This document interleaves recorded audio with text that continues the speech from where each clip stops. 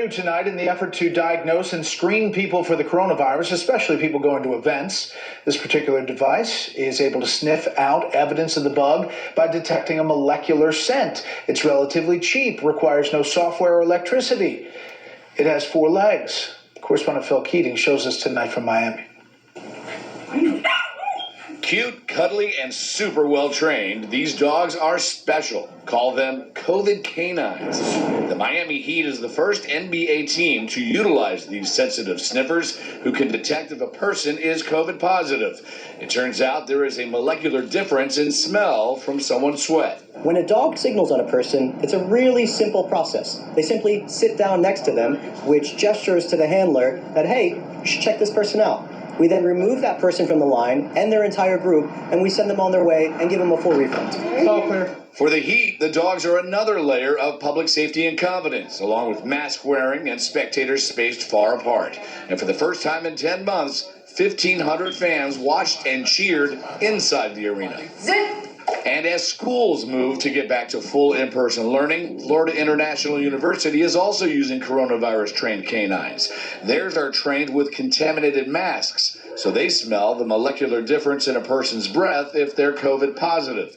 These dogs sniff around classrooms, desks, and auditoriums, alerting when a major disinfectant job is needed. There you go, good girl. This is another way that our four-legged friends want to please us. And they're so good at it because of their ability to smell different odors and distinguish different odors, and at very minute levels, that it's another tool in the toolbox to try to help stop the spread of this virus.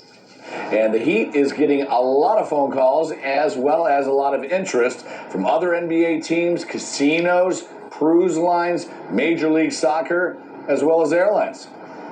Brett? Pretty cool. Phil, thank you. Up next, the panel rejoins me for the Friday Lightning Round. First, beyond our borders tonight, Iran says it will not accept U.S. demands that it reverse an acceleration of its nuclear program before Washington lifts sanctions. Iran's foreign minister saying the demand is not practical and will not happen. China, meantime, says it will no longer recognize the British national overseas passport as a valid travel document or form of identification. That decision comes amid a bitter feud with London over a plan to allow millions of Hong Kong residents a route to residency and eventual citizenship. And Russian President Vladimir Putin signs a bill extending the last remaining nuclear arms control treaty between his country and the U.S. The new START agreement expires in 1 week. The extension is for 5 years. Critics say the U.S. didn't get anything for the signing. We'll see. Just some of the other